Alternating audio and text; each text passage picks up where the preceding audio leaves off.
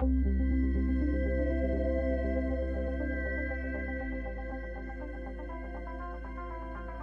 Lucy Heng, age 74, donated one of her kidneys to her husband, Tan Hock Seng, age 72, they became the oldest living donor and recipient spouses in Singapore.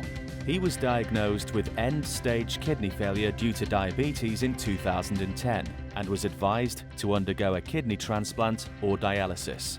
One day when I was in the office after lunch, I felt very tired. But next day, come to the same thing. After lunch, I feel tired. I need to have a sleep. So I think that there must be something wrong. So I went to the polyclinic for a medical checkup. The doctor, he told me that there's something wrong with the kidney. I got a big shock that nearly the day come, I have to go for dialysis. I have seen so many people have dialysis suffering for it. It takes about 3 to 4 hours a day. So I refused to go for dialysis. I met Professor Vasala. Then she found out that my kidney was only 20% in function. He said that is very dangerous. If it go below 20, you may cost your life. So that's the only way you can do is only you go for kidney transplant. I said, I'm too old. I'm at the age of 70. She told me that age doesn't count. My wife and my son was there too. So my son immediately proposed, why don't you try mine? So Pro said, you are still young. You get 2 children, they are very young. No doubt transplant is very minus the risk, but there's still a risk. So immediately my wife heard that, why don't you try mine?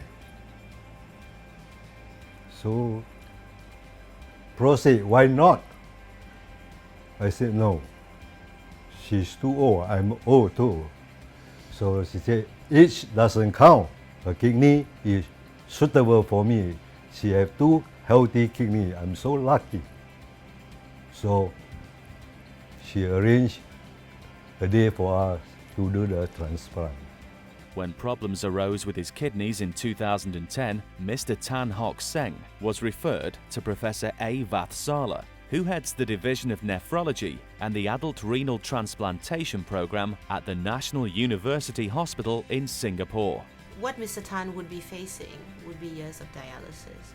However, in view of his age, he would not do so well as a younger person on dialysis. And moreover, his life expectancy would have been reduced significantly, even though he would have been on dialysis. Mr. Tan Hock Seng was presented with 2 options, dialysis or a transplant.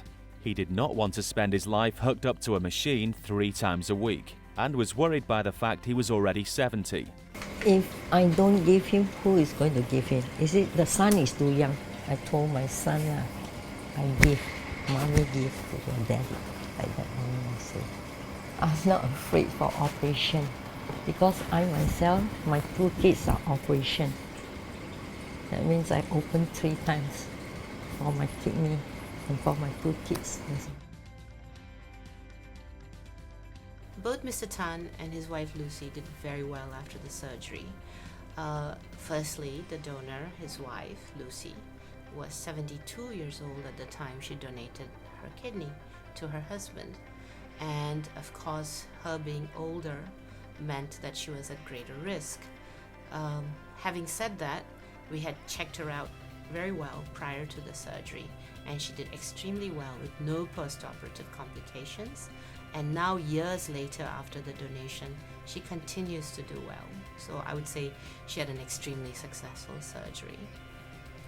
Likewise, Mr. Tan, he also needed a thorough workup for his transplantation surgery. He also did extremely well, and now years later, He's doing very, very well. I also. So I would say both surgeries were extremely successful. One of my messages for patients with organ failure is to seek the support of their family members. When there are family members who are willing to donate and they are healthy and they have been screened appropriately, then it is a safe procedure and it benefits both the donor and the recipient, and it's the right and the most natural thing to do. Family love is larger than everything. And after the transplant, both of us get well, we can do anything we like. I can send my grandchildren to school and bring them home from school. That's one thing I feel proud of. This kidney transplant is an organ transplant department in the NUH. I'd like to thank them.